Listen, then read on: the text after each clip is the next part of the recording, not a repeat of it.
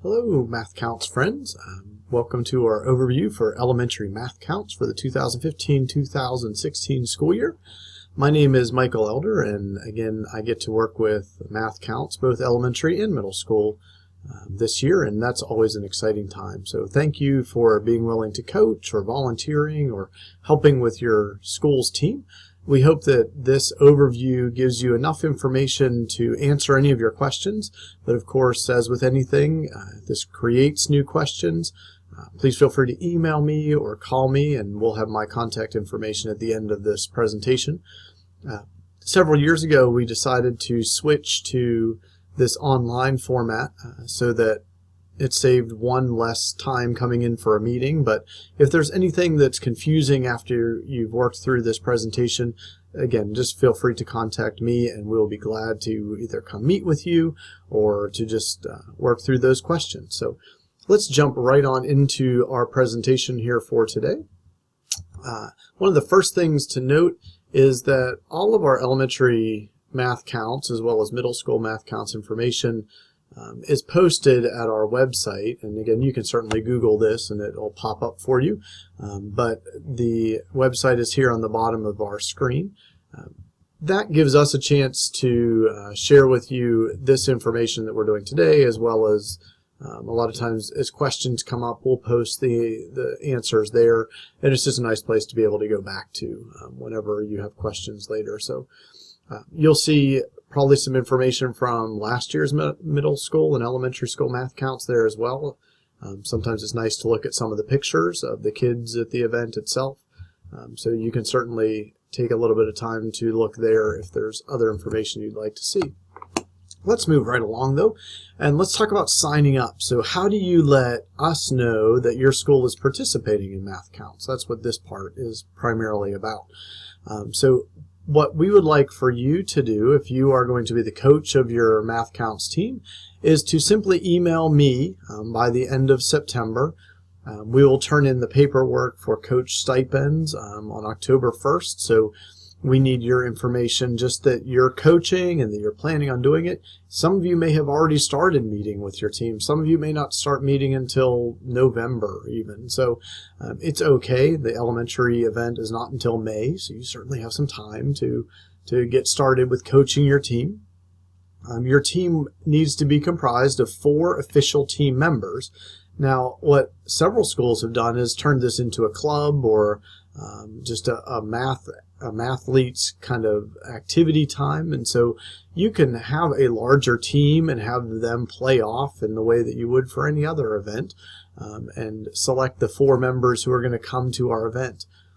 Last year we were able to accommodate alternates as well. They were able to participate in the back of the room and do everything that everybody else got to do. We let teams bring 1 or 2 alternates.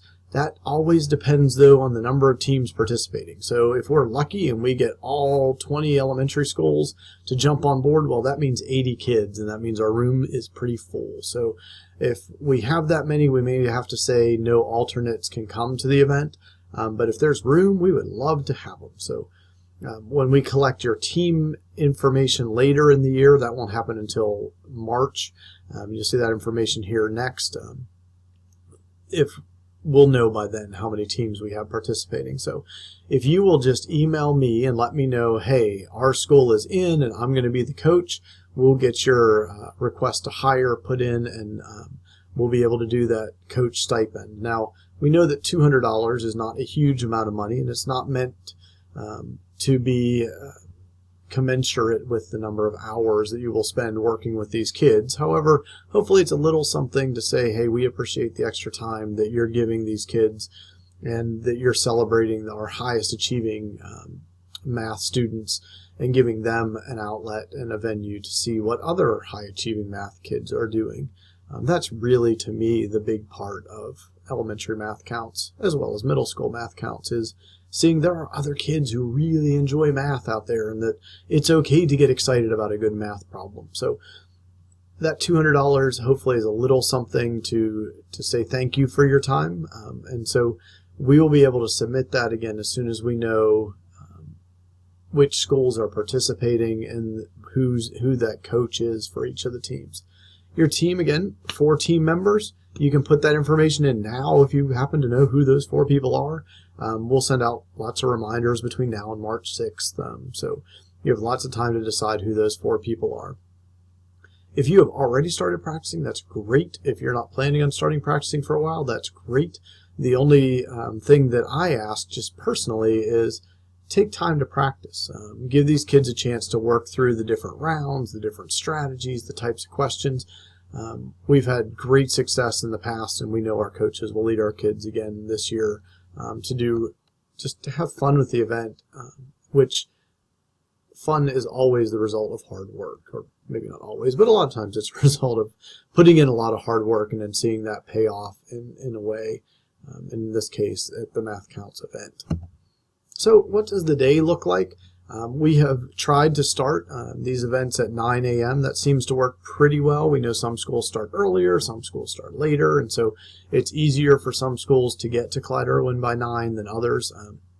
However, people seem to make it, and the buses seem to make it happen. So however that works on your campus, we will shoot to start at 9 o'clock. We do a short just overview of the day, and then we jump right into the sprint round, the application round, take a little break, have our team round, eat lunch together, and then do our ciphering or our countdown round. So if you are new to elementary math counts, then you will have, we're going to take a minute here to walk through each of those rounds and what they look like. If you have done elementary math counts in the past, then you know what those rounds kind of look like, and this will be a little bit of a review for you, so you can fast forward the video a little bit and differentiate for yourself. So the overviews here are on this screen, but we're going to go through each of them here in just a mere moment. So let's talk about our rounds. The first round is the sprint round. That sprint round is typically 30 questions. The kids have 40 minutes. It's very much like taking just a typical test. So they're doing this individually. They are not using calculators. There's problems from all the different strands of math in this round. So you will see kids working on their questions independently pretty much for this round. So it's a very quiet time. Kids are working, then at the end of the 40 minutes, we collect those up. So the content is going to come from anywhere from 4th grade content all the way through 8th grade content. So if I'm working with a group of students, I want to make sure they know that some of this is stuff they're going to have to problem solve through, and some of it they might have to take some leaps of faith in their math understanding, because it is geared towards our highest kids. So some of that content, 8th grade content, may be accessible for kids, but it's going to be something they have to really think about in order to apply what they already know and get up to the level that an 8th grade student might do. There won't be a whole lot of those kind of questions, but there will be a few to kind of discriminate between kids who are high achieving 5th graders and those who are really rocking it out. That's the first 40 minutes. And then we take just a quick transition time. We jump into the application round. For those of you who have experience with middle school math counts, this is where elementary math counts differs. We create math counts here in Onslow County for elementary students. There is no regional or state or national math counts for elementary kids like there is for middle school kids. So this is a place we take a little turn. We find that allowing the kids to work together on multiple rounds is much more fun, I guess, than having them take a series of independent tasks. So in the application round, we'll ask some kids to look at some data, possibly display it. The hard part there is being able to judge that, and then to be able to analyze it and maybe generalize that into a different way than maybe they would if they were just answering a multiple choice question, for example. So this one might be 2 questions, it might be 4 questions. I believe last year we ended up with 4 questions in about 30 minutes of time. This is a calculator active section. It is teamwork oriented, so kids are going to have a chance to talk to one another. They may be asked to create something. This is one that we started with last year for the first time, and we'll tweak what we did last year a little bit, but it seemed to go pretty well at giving the kids a chance to work together in the application round. So again, this will take us about 30 minutes, and that brings us up to a break. So we give the kids a break. Typically we have a little snack, something delightful like cookies, because we all like cookies. So usually we have some little break at this point, and then we jump into the team round. So the team round looks a lot like the, it looks similar to the application round. This one in middle school is an individual task, and it's given a couple questions at a time. This may be individual, it may be teamwork, but either way, it's a relatively large number of questions, 10, in a short period of time, about 20 minutes. So the team round is meant to be team-oriented. So I think we will continue with this being a group task, just like the application round, but there might be a slightly different focus. So this will look a lot like the previous round in the application round, but the outcomes might be a little different. So that should be a little hazy. What we want students to be able to do is to be flexible with their math understanding and to also be able to work together. So one of the things, if you're a new coach to Math Counts, that you want to make sure your teams have is you want to make sure your team has a good leader. That there is somebody who's going to make a decision that, okay, this is the answer we're going with. Yeah, I get that Michael thinks the answer is 10 and John thinks the answer is 15, but we're going with 15 because John is much stronger on this type of content than Michael is. So helping your kids know who is better at which types of math. You're going to have some kids who are stronger with geometry concepts. You're going to have some kids that are strong with everything, it seems like. So having teams know who's good with what really shows up in the team round and the application round. And having that leader who can say, all right, here's whose answer we're going with, we're moving on to the next question, that's really important too. So think about those, like I said, those team aspects, that working together piece that has nothing to do with the math, but it has everything to do with the competition itself. After the team round, so now we've gone through 3 rounds. The kids have had about as much mental exercises as they can handle for a little bit, so we'll break for lunch. Last year we had pizza and chips and juice for teams and coaches, so kids who prefer something different, they're absolutely welcome to bring their own if they prefer. Some kids just don't like pizza, and that's perfectly fine. So, but we will plan on having pizza for each of the teams and for you as the coach on that day as well. After lunch is the countdown round, and this is kind of the fun Jeopardy style round where the kids are going to come up one at a time. We ask typically for you to send up, although all 4 of your kids are going to be very strong math kids, to send up your strongest kid last, and that way all the strongest kids are going against one another. And if there's such a thing as a weak, good math kid, then I guess they would come first. So they come up one at a time. They are, in essence, competing against every other school at that point. So if we have 15 elementary schools, there'll be 15 kids up front. They are given one question at a time. We project those up on the screen. The kids will look at the question and say, okay, and they answer it as quickly as possible. So this is a round where both speed and accuracy are valued. So you want to be quick with solving the questions, or the kids, we want them to be quick with solving these kind of questions, but they also need to be accurate.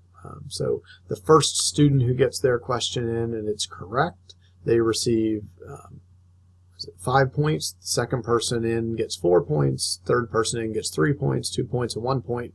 And I say the first person in, of course, it's the first person in with a correct answer. We use, the kids just write their answers down, but then we have adults who use clickers. We may experiment with kids using those clickers, but that's a whole other piece, so we'll see. We'll let you know if we're going to transition to that. And the clickers piece is simply to know who finished first, not to type in their answer. So the kids will each get 6 questions, one after the next after the next. It is very quick paced, 60 seconds per question maximum.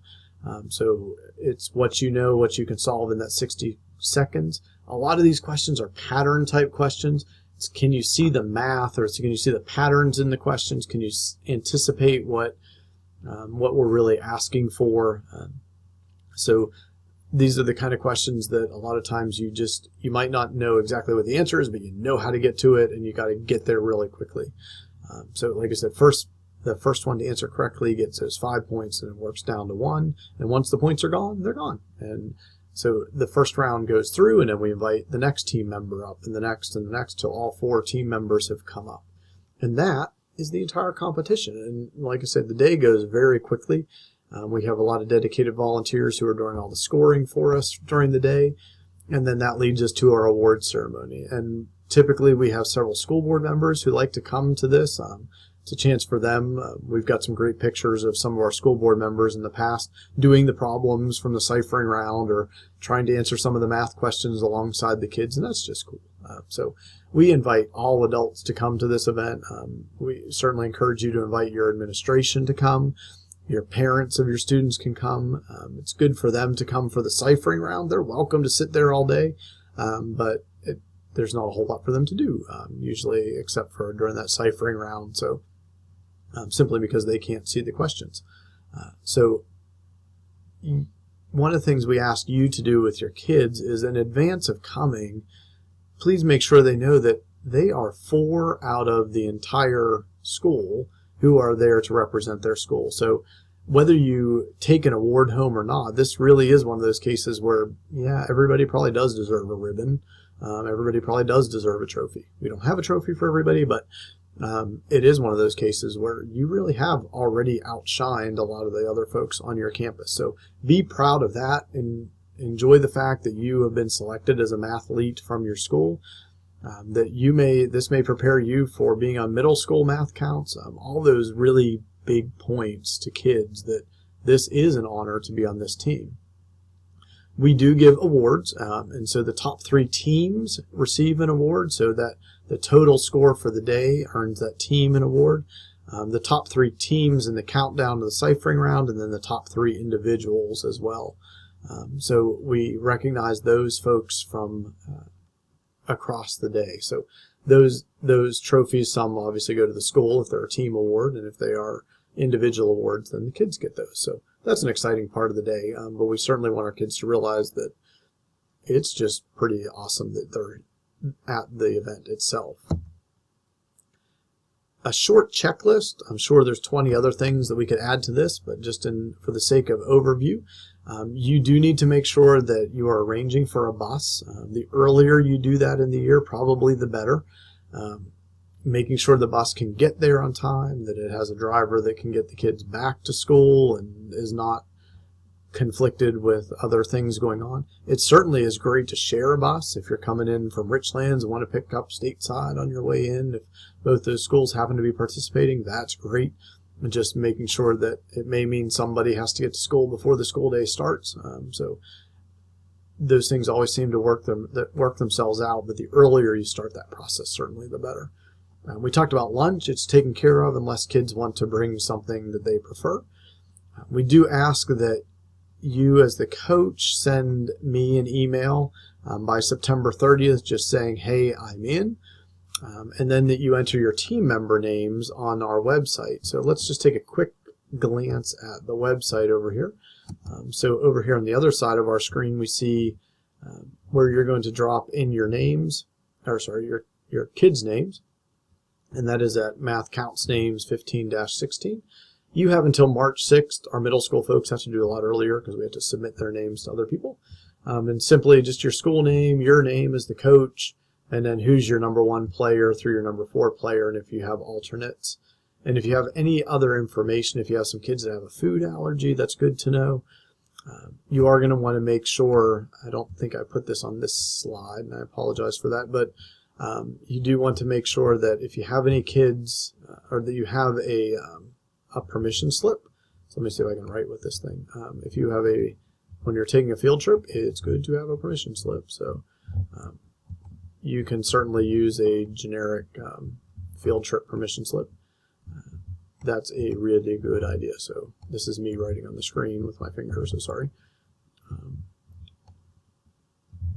As we get closer and closer to the event itself, we'll have other reminders to send out. As we said at the very beginning, though, please feel free to contact me with questions. My extension is there on the screen. It's easy to find us through the email system. We thank you again for taking the time to coach the team this year, to work with them, not just at the very end of this process, but as you work day by day with these kids. I encourage you to also visit the Math Counts website. A lot of the information on the National Math Counts website may be too high for a lot of your kids, but you might be surprised. They have a full archive of this week's problem. NCTM also has a number of resources for problems of the day and those kind of things that are pretty good for our kids. So this is the National Math Counts website, which is just mathcounts.org.